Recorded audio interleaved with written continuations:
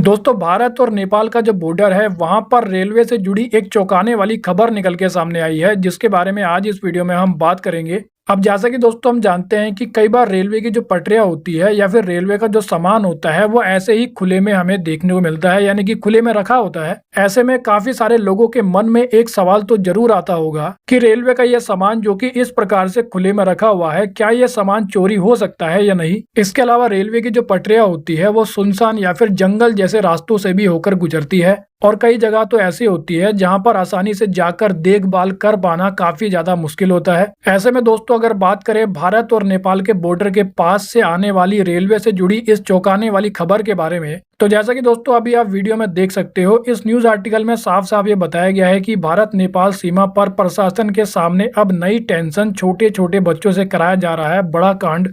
अब दोस्तों अगर बात करें कि ये रेलवे से जुड़ा आखिर ऐसा कौन सा कांड है जो कि छोटे छोटे बच्चों से करवाया जा रहा है। अब दोस्तों मान लीजिए कि अगर कोई व्यक्ति इंडियन रेलवे की प्रॉपर्टी यानी कि इंडियन रेलवे का कोई सामान चोरी करके उसको इंडिया से बाहर ले जाता है, तो अगर वो सामान दूसरे देशों में पहुंच जाता है, तो जैसे कि हम जानते हैं कि दूसरे देशों में जो कानून है वो दूसरे देशों का ही चलता है। इसी कारण दोस्तों दूसरे देश में चोरी के सामान को पकड़ पाना थोड़ा सा तो मुश्किल हो जाता है। अब दोस्तों आपके मन में ये सवाल आ रहा होगा कि आखिर मैं आपको ये सब क्यों बता रहा हूँ, तो आपकी जानकारी के लिए मैं आपको बता दूं कि हाल ही में ये जो न्यूज आर्टिकल जारी किया गया है, इसमें ऐसा बताया गया कि भारत और नेपाल के बॉर्डर पर रेलवे की प्रॉपर्टी की जो चोरी है उसकी घटनाएं काफी ज्यादा बढ़ती जा रही है। और हाल ही में एक ताजा मामला भी सामने आया जिसमें रक्सौल और सुगोली रेलवे सेक्शन के रामगढ़वा स्टेशन के पास दो लोगों को गिरफ्तार किया गया 32 मीटर कॉपर वायर के साथ। बेसिकली ऐसा बताया जा रहा है कि कुछ ऐसे लोग हैं जो कि इंडियन रेलवे की प्रॉपर्टी यानी कि सामान को चोरी करते हैं, जैसे कि रेलवे ट्रैक, यार्ड में रखी हुई पटरियां, रेलवे क्लिप,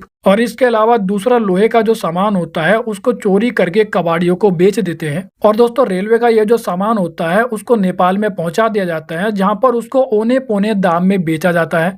और हैरान कर देने वाली बात यह है कि चोरी के 2 से 3 घंटों के अंदर ही जो सामान है वो कबाड़ियों तक पहुंचा दिया जाता है। इसके बाद चोरी के सामान का जो रूप है वो पूरी तरह से बदल दिया जाता है। अब इसी के साथ दोस्तों ऐसा बताया जा रहा है कि इस चोरी करने वाली गैंग के द्वारा नाबालिग बच्चों का इस्तेमाल किया जाता है चोरी करने के लिए। उसके बाद साइकिल, ठेला और हेड लोडरों के जरिए जो सामान है उसको गाँव के रास्तों से नेपाल में पहुंचा दिया जाता है। हालांकि ऐसा बताया जा रहा है कि पिछले 3 सालों में 27 लोगों को गिरफ्तार भी किया गया है। और रेलवे के ऑफिशियल्स द्वारा भी ये बताया गया कि अब रेलवे की प्रॉपर्टी की सेफ्टी और सिक्योरिटी के लिए सीसीटीवी कैमरे लगाए गए हैं। इसके अलावा समय समय पर पेट्रोलिंग भी की जा रही है। हालांकि जैसा कि मैंने आपको बताया कि जब रेलवे का यह सामान नेपाल में पहुंच जाता है तो वहां पर इंटरनेशनल कानून काम करते हैं, लेकिन अब ऐसा बताया जा रहा है कि अब नेपाल की पुलिस के साथ मिलकर ऐसे लोगों को पकड़ा जा रहा है। तो वेल दोस्तों इस वीडियो में इतना ही। I hope you like the video. तो फिर मिलेंगे अगली वीडियो में, जब तक के लिए जय हिंद।